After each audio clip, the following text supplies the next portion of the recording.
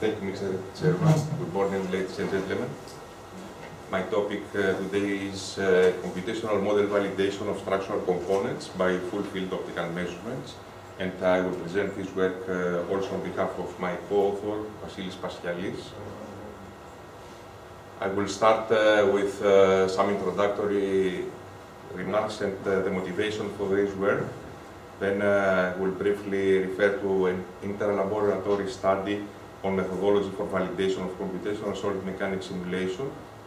Then I will talk about one of the examples of this ILS study is a perforated I-beam, and I will talk about testing and simulation of this case, and end with results comparison methodology and conclusions. So we all know that there is a continuous demand for more cost-effective and more environmentally friendly structures. And engineering-wise, this means that we have to optimize designs for minimum weight, and this usually results to very complex geometry. For example, if you use shape or topology optimization, you end up to very complex geometries. And introduction of innovative material system to achieve better mechanical behavior. These innovative material systems sometimes have not perfectly understood mechanical behavior, and especially the growth of manufacturing defects or service defects cannot be easily controlled as in metals. So the traditional approach of handling this lack of knowledge in the various phases of design and to control uncertainty is by adoption of a series of factors, usually named knockdown factors, but these factors lead to conservative designs. I will just pick an example from the aeronautical design from the aircraft industry, and this has been presented in the 5th WCCM almost 12 years ago, but still is relevant. And this is the mean strain level of the material, and usually we use a 10% reduction because of scattering, then another 10% because of environmental issues, and you have another 30% reduction of this allowable just to take account of, for example, impact effects that you don't know how they propagate in the structure. And on top of all these factors, you have the safety factor, which for aircraft industry is 1.5. So you end up to a 33% of your material real allowable. So I think in this area there is a lot of improvement, possibilities for a lot of improvement, if the credibility of the model is increased. And to increase credibility of the model, you have to control design uncertainty by also reducing conservatism. And one of the ways to do this is the validation of simulation in every length scale. So Dr. Hack presented the basis of methodology based on Empa-TV's decomposition, and here is a flow chart indicating this. So you have simulation data and simulation results which are to be compared with experimental results, and as suggested, it is efficient to decompose these results and compare the feature vectors until you have an acceptable agreement. This methodology has been developed in a previous project named Advise. It was an EC-funded project, and out of it there was a guideline for validation of computational solid mechanic models using full-field optical data. And in the frame of a recently finalized project Vanessa, we set up an interlaboratory study on this validation methodology in order to further establish the validation methodology and evaluate its effectiveness.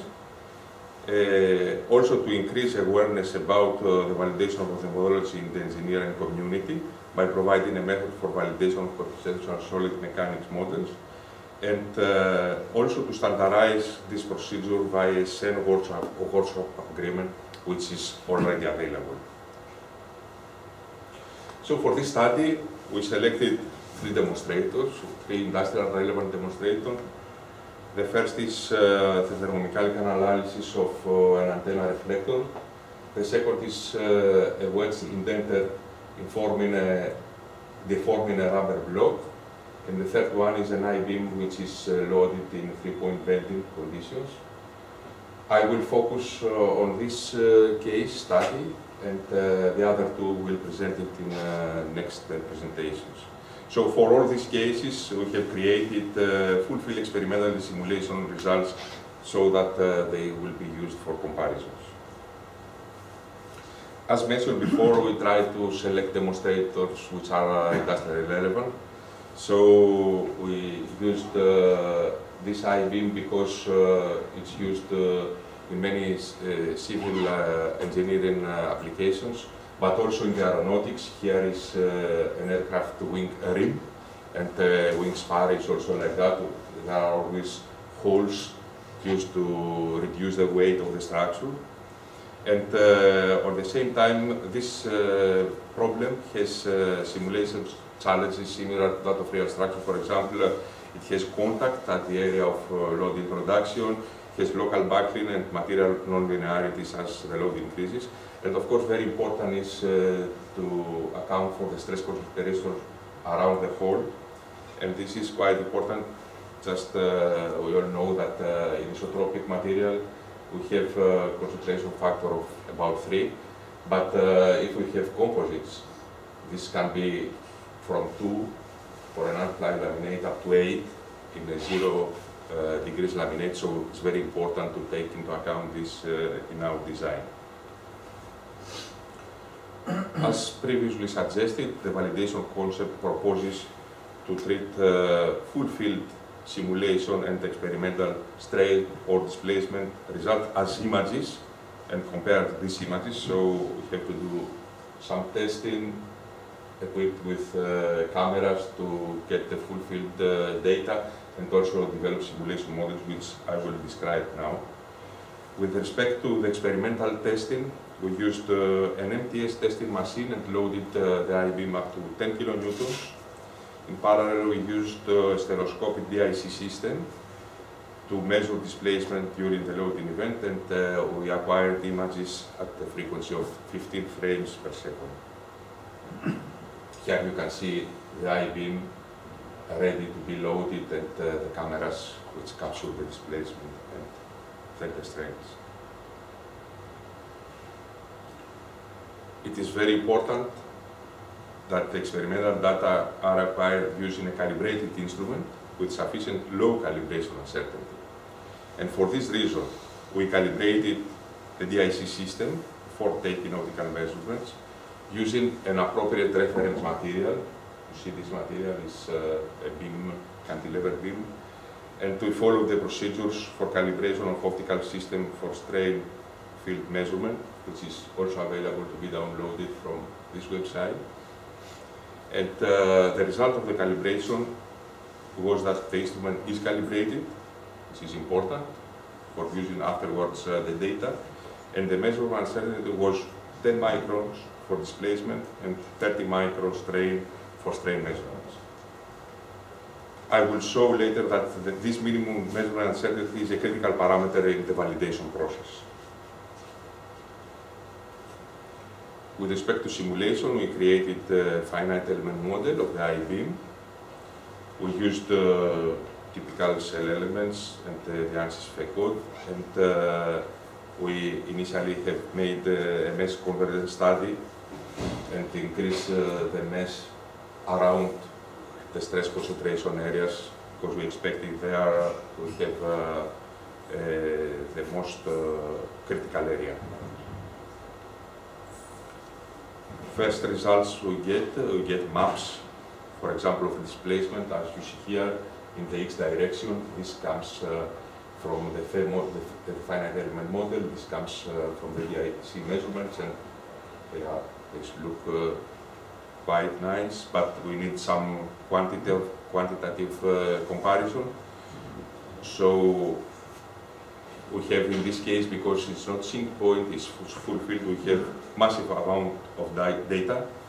So we have to perform, before the comparison, we have to perform decomposition, and then we reconstruct data, and the data, the quality of the fit of the reconstruction data can be assessed using the average square residual shown here. But as also mentioned in the previous presentation, this decomposition and reconstruction process already introduces some limitations. There are available different orthogonal polynomials like Zernike, Chebyshev or Krautchuk, and this can be used. For example, here you see the basic functions of the basic equation of the Chebyshev polynomial. Here is the Zernike polynomial. However, they cannot be applied when cutouts are existing in the structure, or when the structure of the artifact is non-planar. So there are some limitations, and in our case, to overcome these limitations, we selected initially some regions of interest, rectangular in our case, these two regions, to compare our results, and you get nice maps of strains. For example, here you see the x direction from the simulation and from the experiment, and they look quite similar, except if you take more attention here, there are some differences, some small differences, but we need to make some quantitative comparison, so simpler ways to find the average deviation, as mentioned before, using this equation, and then get some numbers. For example, you see that for strain the maximum deviation reaches 28%, or for displacement you have up to 11–12% difference. However, this different norm is an indication, but cannot lead to definite answer about the acceptance or rejection of the model. And for this reason, we use the linear correlation approach, which was presented previously, which means the coordinate pairs from the two feature vectors are plotted as functions of one another, and the bandwidth, this bandwidth, is a function of the experimental calibration uncertainty. So, in this way, you can get a definite answer about the acceptance or rejection for the model. For example, for this area, here you see that all points, all moments lie inside the band. So this means that this magnitude can be acceptable, is okay.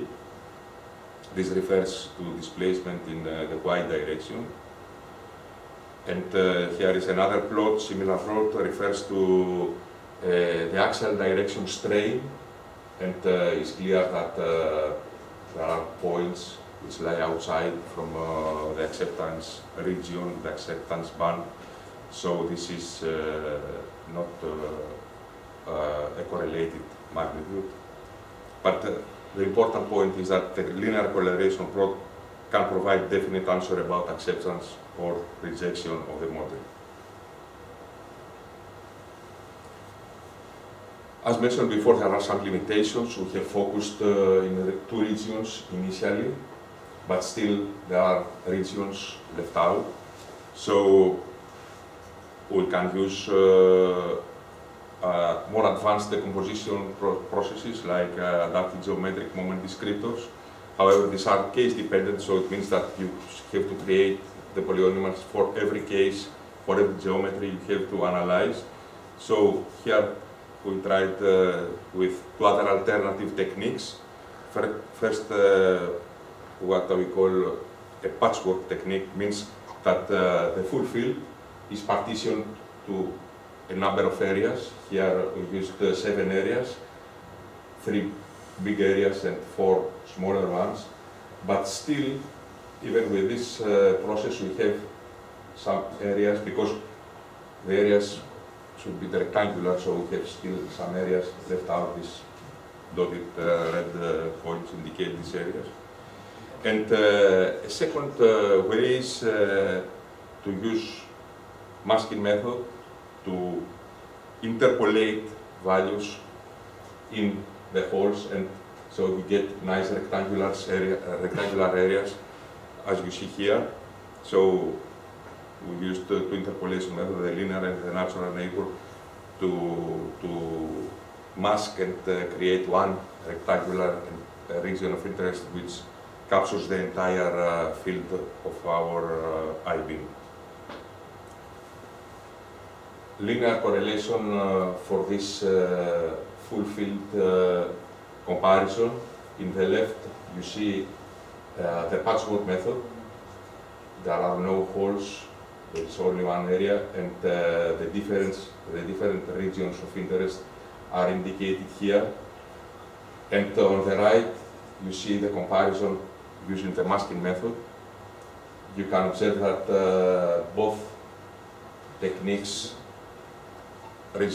give the same outcome, the same result. Means for this case the strain field is not correlated, but because there are points outside, in both cases, points outside the acceptance band. An advantage of the patchwork method is that you can already identify which areas introduce the problem of non-correlation. For example, here, region 4, which is close to the open hole, should be refined.